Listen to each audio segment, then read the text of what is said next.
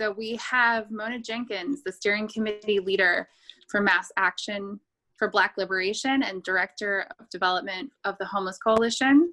We have Jennifer Knickerbocker, the grants coordinator and vice director of the Greater Cincinnati Native American Coalition. And we have Jheri Neri, the executive director of the Greater Cincinnati Native American Coalition. And moderating will be Victor Mako.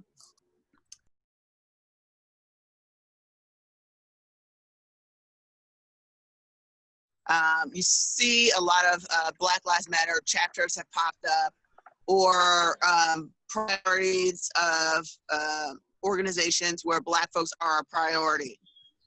Within those spaces, a lot of times we are talking about our liberation, what is necessary for it. And I know within, with Mass Action for Black Liberation, because we understand that Black liberation is not possible unless we are all liberated. So we specifically talk about the overlaps of people. We talk about when ICE is raiding our city to destroy immigrant families, their households, their livelihoods. And in making those connections, our hope is to, for us to realize that it's white supremacy, it's the patriarchal system, it's from being colonized, and we are not each other's enemy. And so we would best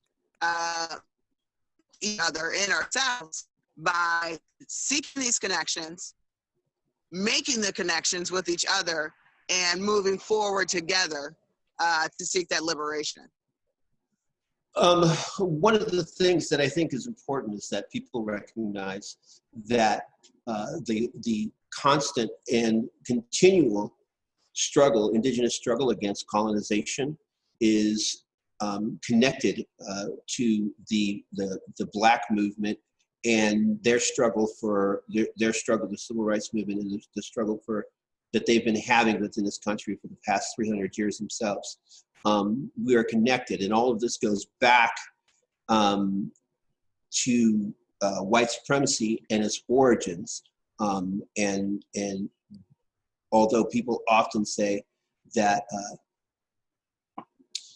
that we make things about race, we didn't create race. That wasn't the concept that we had in either of our cultures. That was something that was created and put and forced upon us in this country by the colonizers. And in saying that, that tries to divide us, whether it's the Black community or the Indigenous community or any of the other communities of color.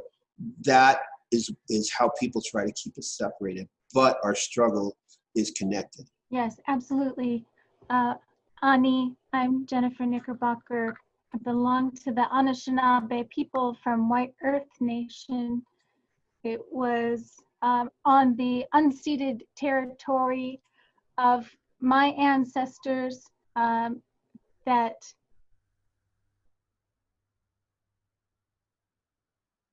the most recent tragedy, and before that, in 2011, that same police officer took a relative, and before that, he shot at other relatives. In solidarity, when we're talking about solidarity, we have to acknowledge the land that we are on as a first step. We have to acknowledge that we've all experienced colonization in some form or another. The Indigenous people of Turtle Island, where we reside now, experienced settler colonialism, where people came in and imposed systems that were not in sync with this land that we live on. And Black people from Africa and from other places on this planet experienced extractive colonialism. They were extracted from the places where they knew the foods, where they talked to the land, where they had history and love and relatives.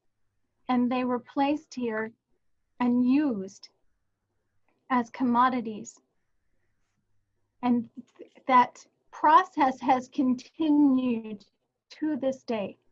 Right now, what we are witnessing is no different than what slavery was then. Now our slavery is in prisons where Black and brown people are enslaved to dig their own graves. That is where solidarity lies, in acknowledging the pain and the suffering of people who are here.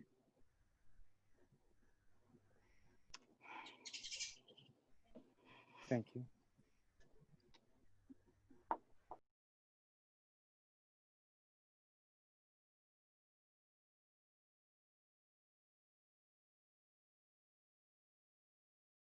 Who did it better, ML or Malcolm X? He was armed at all times. And a lot of people did not realize that or don't know that. Everyone that was with him was always armed at all times. And it was because of the violence that was put upon them. You know, it's interesting that the ones who are committing the violence against us are the ones who are saying that we should stay within peace, trying to control how we respond to the violence. And that is it's a controlling of the mind, it's a controlling of the spirit, it's a controlling of our physical bodies. And so I am for defending ourselves. I have no problems with arms. And I think that because we are defending our people, we are defending people, we are defending land. So what has happened recently, the violence, that is an outcry. It is an outcry because so much has been taken from us. A lot of people think about the looting. They say, oh, they're taking this stuff. It's more of a symbolism of you have taken from us and we are taking back from you. So yeah, it's, you know, it's violence is sometimes met with violence. One of the things that people, when you have a community, when you have the contemporary society, the contemporary communities which we live in, and those communities are based on the individual. Colonialism and capitalism are related. They're the same thing. And within the part about colonialism that was brought over here is the individual, the act of an individual. And so everything is based around the individual. So that there's the individual in the center, and then everything that happens within that individual's community is on the outside. Within the Black and the Indigenous cultures, the community was always the center, and people acted in a manner that put the community first. So it's hard to explain to somebody who doesn't come from that culture how the community belongs in the center.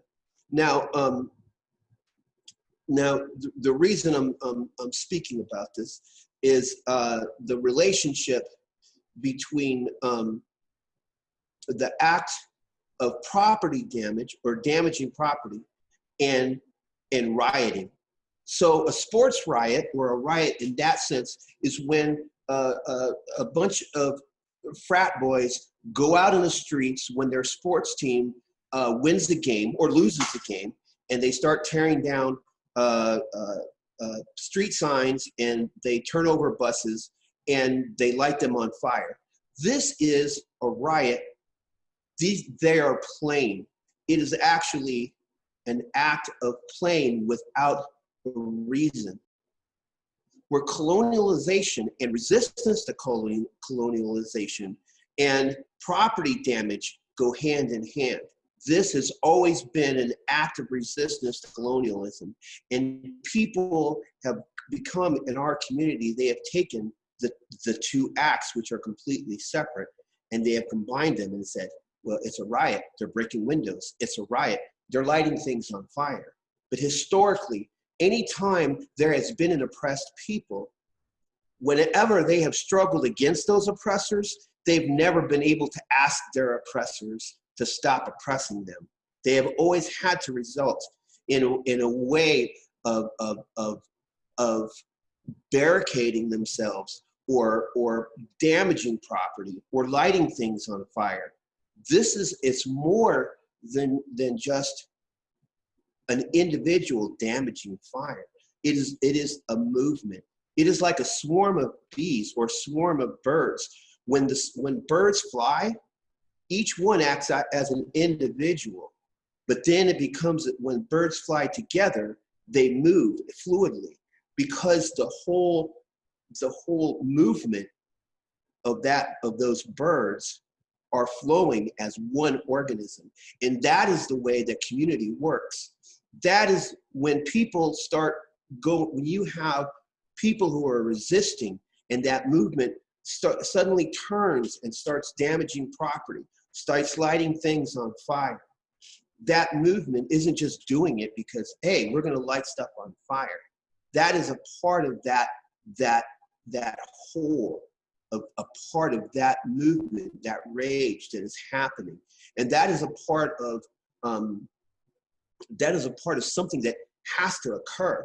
See, we've been denied the ability to mourn the millions of people who have been murdered in the name of capitalism. And so colonialism can exist. Everything that this country is built on is at the expense of either Black or Indigenous people, and we've never been allowed to mourn. And in that mourning process, there is anger, but we're not allowed to be angry. We're not allowed to experience rage. We're not allowed to break things. We're mourning the loss of 95 million ancestors that were killed. And so our relatives, our grandparents, our great-grandparents, they weren't allowed to mourn because they were busy being put either, you have the Jim Crow era, you have boarding schools. We constantly by either the system or by the government. And in doing so, we've been denied that ability to mourn. And until we can go through the mourning process as a community, where this isn't going to end, we have to. Thank you, Jheri.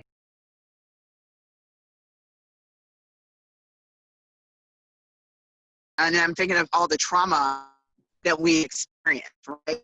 And one thing that bothers me the most is that it's how it's spun. When we say that our children are resilient, as if that's something positive, when in all actuality, that's saying that you have experienced trauma very much by those systems. We know you've been traumatized, but yet you still keep going.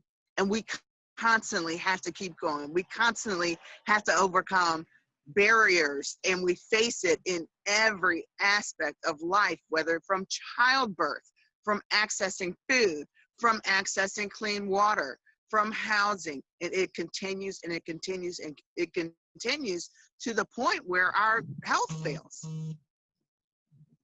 And so here we have COVID-19, and we see that it's affecting Black and Indigenous communities at a higher rate. And we know it's because of the trauma,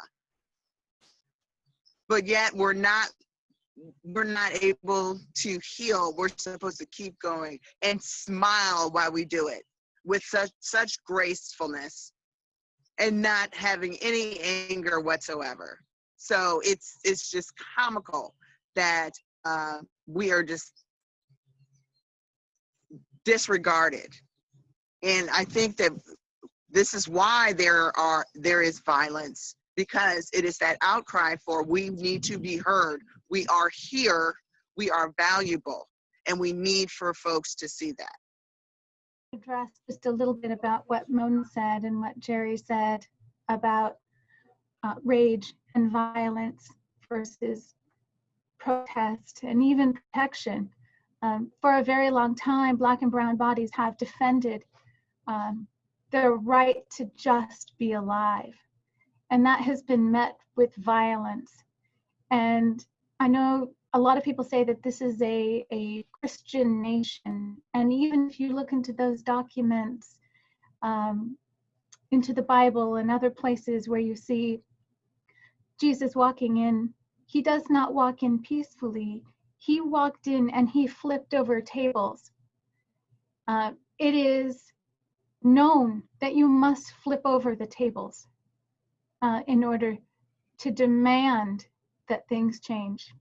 We also, as Indigenous people and as Black people, we value our relationships more than we value things. Target was set on fire because they were not allowing people who had just been burned in the eyes with pepper spray to purchase milk to wash their eyes out. If my ancestors are looking at me today, they are watching me, they would want me to burn it all down. That's my feeling. I'm speaking from the heart when I'm saying we just sometimes have to burn it all down.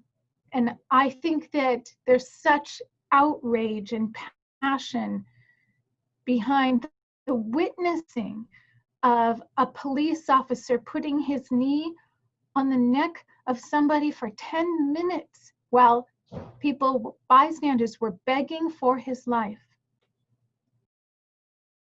Lives. And you haven't watched somebody die in that horrific way. So you need to open your eyes. You don't need to re-traumatize yourself. I personally, as an Indigenous woman, I did not watch that video. Why? Because like many other relatives and many other Black and brown people, I've seen this before. I've been spat on, I've been pushed down. I don't need that.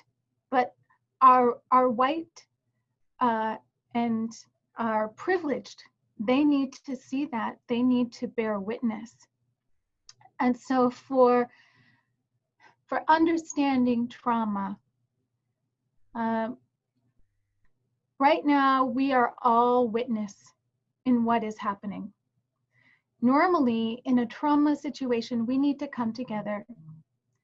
While we're experiencing social distancing, it is conversations that we're having like this today, where we can know that the feelings that we're having and the rage that we're feeling is not in isolation. It is shared.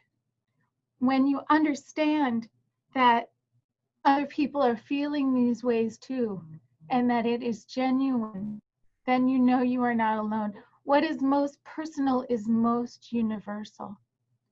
And as my grandfather Dewish used to say, 2 ears, 1 mouth. We listen twice as much as we speak. And so right now, what you can do to help yourself and to help others in communities is listen. Bear witness. Do not judge. Do not say you can't burn something down, especially when it is stuff.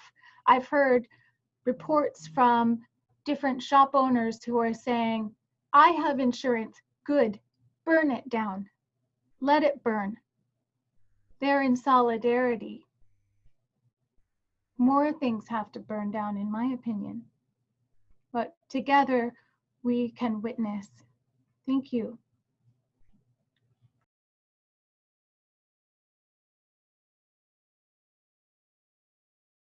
We're moving to a point where we have to police the police. And as you know, there are rules and laws within each state, but as long as you are staying within a particular distance and not interfering with what is going on, they can't snatch that camera from you. They can't do anything. And all it takes is one person to start recording to when the next person will start recording too, right? So often we see things that happen, we want to do something, but we question what are the repercussions behind that. And we think about ourselves in that moment and what's going to happen to us. But when we see someone doing something such as recording, then all of a sudden we feel safe and brave enough to, you know what, this is right. I'm glad I'm not the only one that's just seeing this. I'm going to be brave too. And so, like I said, it is absolutely necessary that we start policing the police as we have been, because for years this has been going on and the colonizers tried to deny it. But now that there is video, now that there are recordings of it, you can't unsee what has been seen. You can't. So many times, Black and brown folks have been murdered, have been raped, have endured such trauma. And now we are seeing it live. And as traumatizing as it is, and I can't look at these recordings myself, but it has to be seen by white people. And they have to respond, because that is what it's going to take right now. Us pushing back and them standing up in solidarity with us in order for us to have liberation. So thank you for everything, Victor and Sarah and Mona and Jheri and CJ. This has been a really wonderful opportunity just to speak. I think what we all can do kind of echoes what Mona is saying, is to speak truth, allow people of culture, people of color to not have to be re-traumatized over and over again. Something that I keep hearing from white friends is, I can't believe this happened. And I don't hear that coming from communities of color. Communities of color, communities of culture are saying, of course I know this happens. So if you are a POC, and I like to say people of culture because it doesn't circle whiteness quite as much as people of color does. But if you are in that group, if you are somebody who has experienced marginalization and you want to be able to take action, but you don't want to have to re-traumatize yourself, you don't have to witness, but find others who can speak out with you, beside you, and share the truth and the reality of what is happening. So thank you very much for this opportunity. Miigwech. Thank you. Yes, so a couple of things. One is important to understand that there are dynamics there are dynamics that are occurring right now, that it's not just people are out in the streets breaking windows and stealing things. That simplifies it in a way that is not what is occurring right now. There have been scholars that have written volumes, books, and have done their thesis on these types of events. You know, they say uprisings are the desire of oppressed people to experience freedom, you know, and that in a theological sense, when you're is breaking windows an act of faith? Is it experiencing? It actually is a part of a theology of resistance, Resistance is as much a theology as religion, because this has been something that we believe in, even though we've never seen it. We've never seen Jesus. We've never seen God. We've never seen Creator, but we have faith in that. And resistance is the same faith. We have faith in something that doesn't exist to us yet. And that is what this is a part of, you know. But when we're not in this stage, what we need to be doing is we need to be building community. We need to be building and living in the communities that we would like to see. We need to make things better. We can't just tear down a system. We have to think of a better way.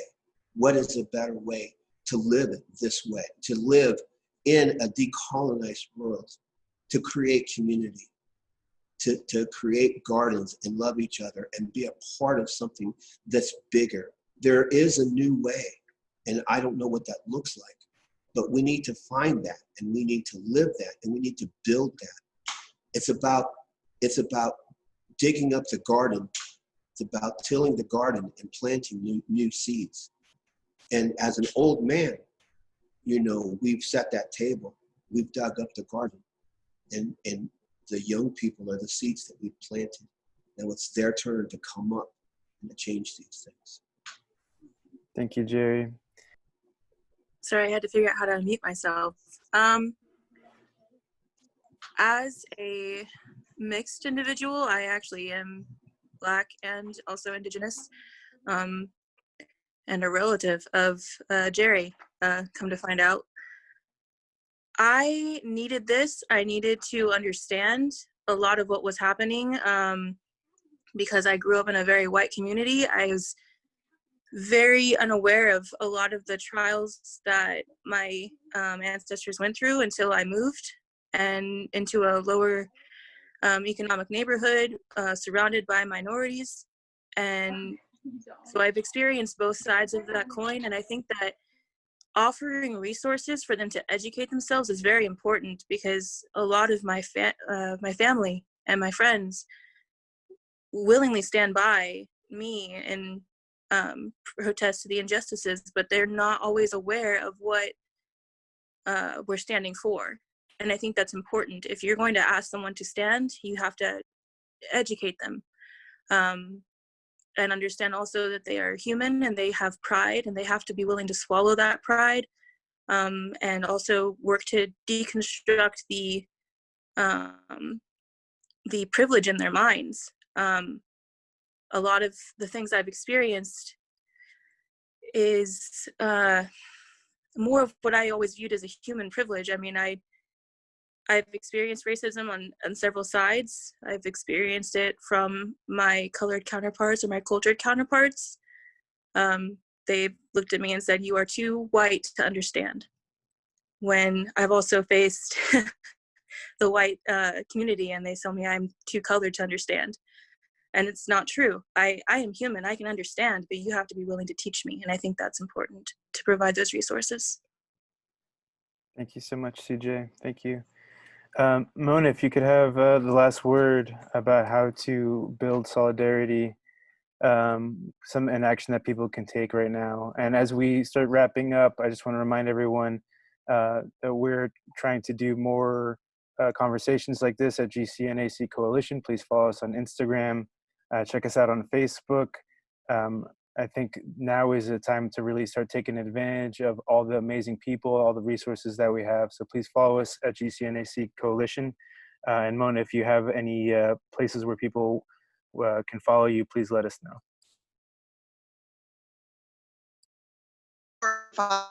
I'm going to answer the question is solidarity. Solidarity is relationships.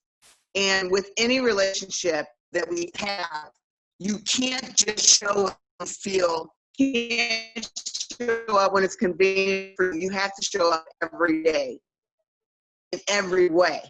So it may be small or it may be big. So it's not just showing up when there's a rally or a protest. It's showing up when we are celebrating our successes. It is showing up when we are going through the trials. It is showing up when we are trying to educate ourselves and being in those spaces to learn. You know, Jheri and I, we show up in each other's spaces all the time, and we provide each other with that space in order to learn. And, you know, just meeting Jennifer not too long ago, we have held space together where we have grown. And so offering that time and that space and that opportunity to ask those questions, a lot of times we don't want to, right? Because we're scared to. We have to delve down into the nitty-gritty of things and in order to understand what the basis is and in order to understand how we move forward. So you can reach us on Facebook is the Greater Cincinnati Homeless Coalition, and Facebook for Mass Action for Black Liberation. Okay, thank you guys so much for doing this. I feel really blessed. Thank you guys. Talk soon. And for anybody watching, please stand up with your relatives, fight for your brothers and sisters, and keep making an impact. Thank you.